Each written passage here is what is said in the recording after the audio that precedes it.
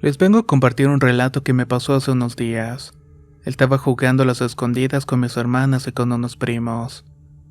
Llegó mi turno y me tocó contar del 1 al 100 para que mis primos y mis hermanas tuvieran la oportunidad de esconderse. Nos encontrábamos en un lugar grande y era el rancho de mi abuelo.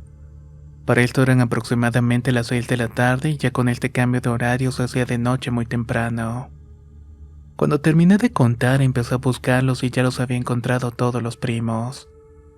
Solamente faltaba una de mis hermanas que era la más abusada de todo el equipo. Así que decidí buscarla y buscarla, pero no la encontraba. Me empecé a preocupar porque llegaron cerca de las 7:30 y tampoco la encontraba.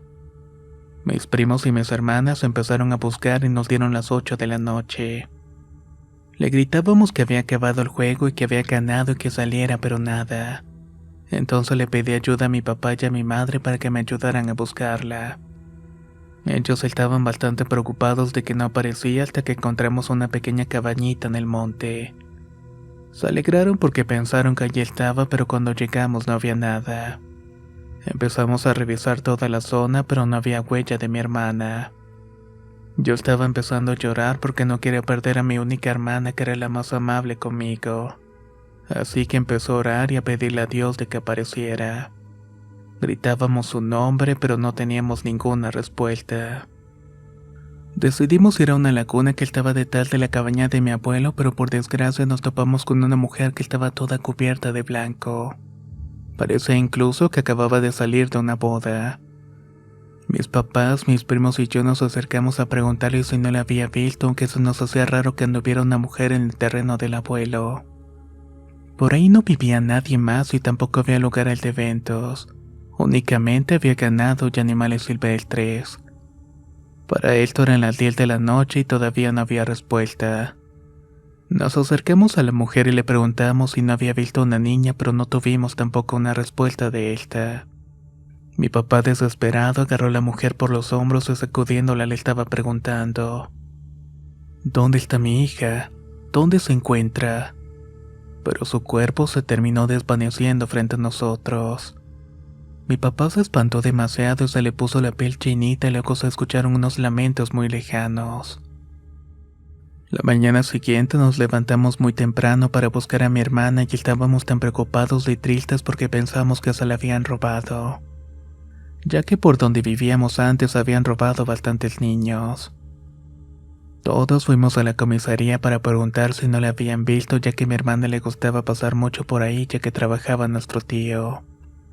Él siempre le compraba cualquier cosa que pedía, pero no había tampoco una respuesta por parte de él. Mi tío se preocupó mucho porque se le hacía raro que no estaba en la hora adecuada a la que siempre pasaba mi hermana. Así que como él era el comandante, puso anuncios para ver si sabían algo de ella, pero no tuvieron respuestas. El día siguiente me dio curiosidad ir a la parte donde estuvimos jugando. Estaba triste y me guié por el camino donde estábamos aquella vez. Entonces fui que alcancé a ver la cabañita del monte y la encontré. Allí estaba mi hermana y tenía alegría porque la había encontrado. Le di gracias a Dios, pero cuando me la acerqué y vi que no se movía me sentí fatal. Me acerqué poco a poco, pero respiré cuando vi que solamente estaba durmiendo. Intenté despertarla y se levantó con los ojos en blanco y con su piel toda pálida y blanca como si le hubieran absorbido toda la sangre. Impactado fui corriendo a la casa de mi abuelo y rápidamente vino a la cabaña y se sorprendió cuando vio que mi hermana estaba en esas condiciones. Mi abuelo ya sabía lo que había pasado, así que llamó a emergencias y rápidamente fuimos con ella con los doctores.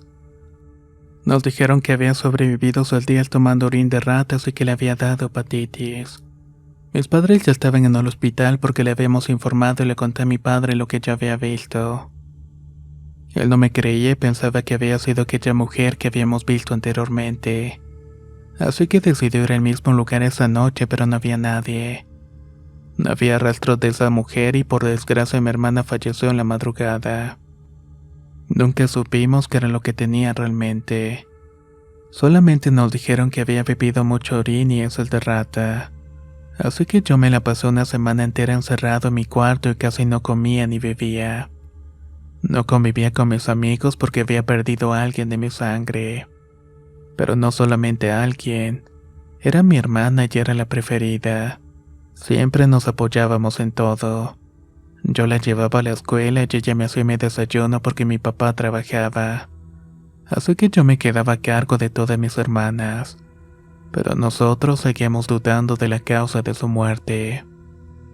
Mis abuelitos nos reunieron a todos sus hijos, nietos y bisnietos para platicar sobre la muerte de mi hermana, ya que mi abuelito nos iba a contar lo que había sucedido y entonces comenzó.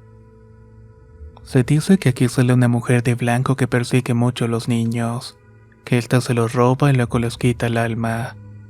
Él ya conocía sus lamentos, así que yo con dudas le pregunté, ¿y esa mujer qué hace? Ella vivía aquí cerca y se dice que era una mujer que había ahogado a sus 2 hijos por el amor enfermizo que le tenía a su marido. Pero como su marido la abandonó, ella quiso irse por la vía fácil y también lo hizo con sus 2 hijos. Por eso anda en pena buscándolos y cada que se encuentra un infante le quita su alma. Muchos dicen que la Llorona, pero solamente sale de noche en la laguna cuando salta la luna llena. Después de su explicación, mi padre estuvo mudo un día completo. Yo muy asustado le pregunté a mi abuelo cómo podíamos correr a aquella mujer. Imposible, me preguntó. Es un espíritu maligno y no había nada que la detuviera. Mi abuelo decidió llamar a un sacerdote a bendecir el lugar y pasaron los 9 días del rosario de mi hermana. A mí me dio curiosidad de volver a ese lugar donde la había visto por última vez. A lo lejos pude ver un montón de niños corriendo cerca de esa cabaña. Me acerqué, ya claro que yo soy el mayor con 17 años. Mi hermana para aquel entonces únicamente tenía 11. Seguí viendo esa manada de niños y parecía que estaban jugando, carcajeándose y conversando.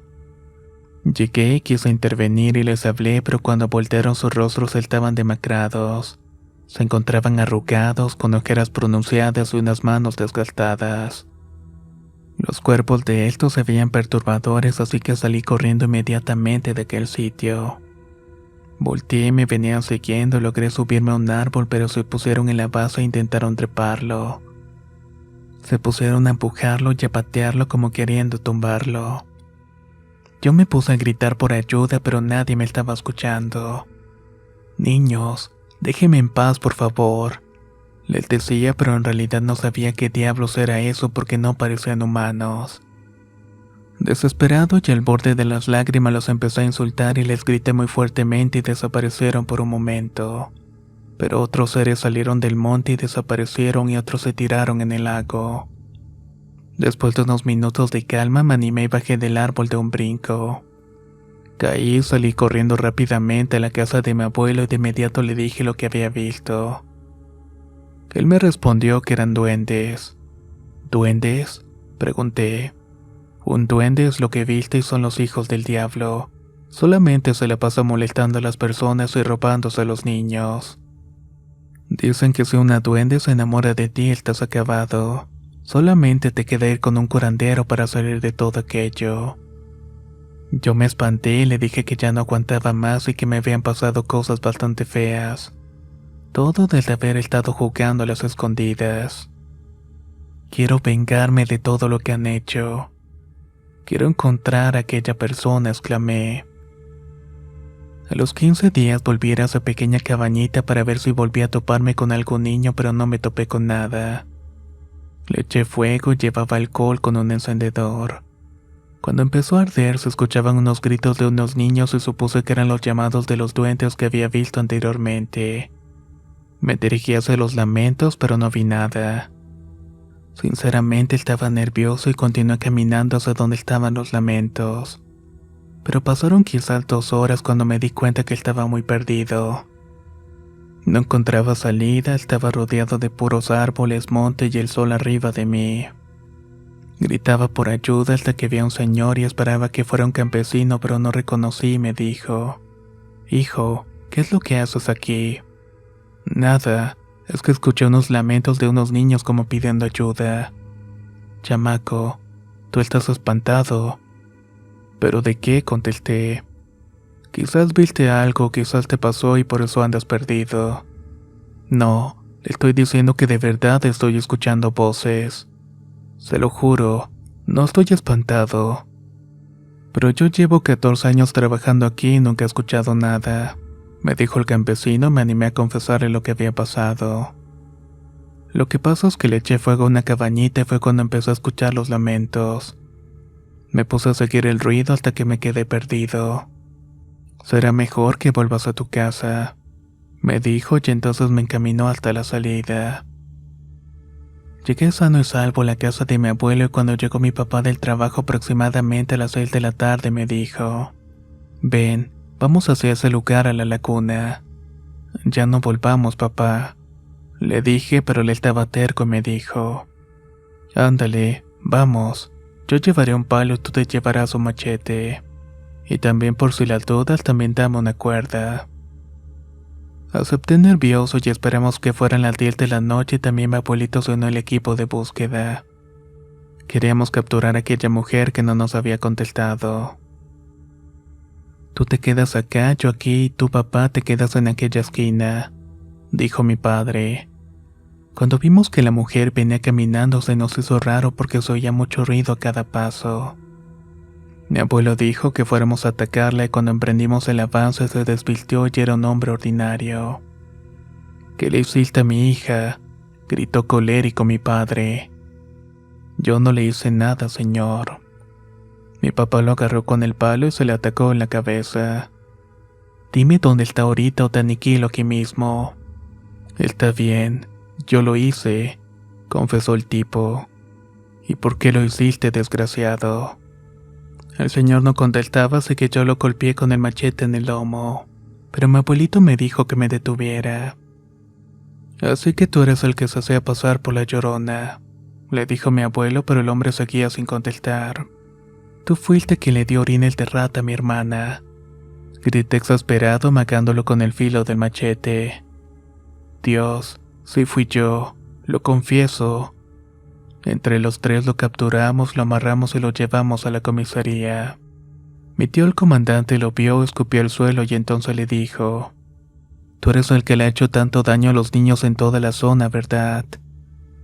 Él confesó también que lo había hecho. En un momento se logró escapar y le dio un cabezazo a mi tío y le quebró la nariz y los dientes. Huyó de la comisaría y lo tratamos de buscar, pero se perdió entre la maleza del bosque. Mi abuelito impotente mirando al cielo dijo: el que espanta es el vivo y no el muerto. Tiene razón, abuelo. No existen los fantasmas y solo el vivo puede ser un verdadero monstruo. Yo estaba muy nervioso por todo lo que había ocurrido, pero la policía se encargó de buscar a aquel asesino que le decían el Chopo.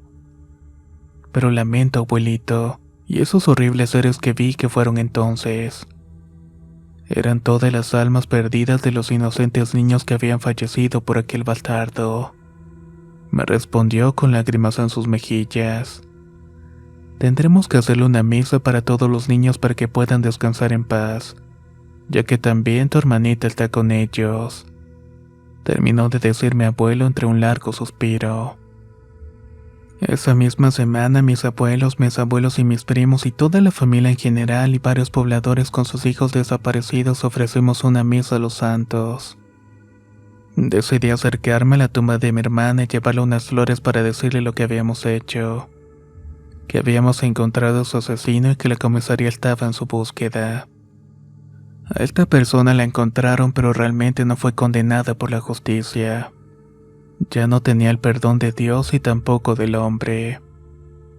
Eso fue justamente lo que le dijo mi tío cuando lo encontró.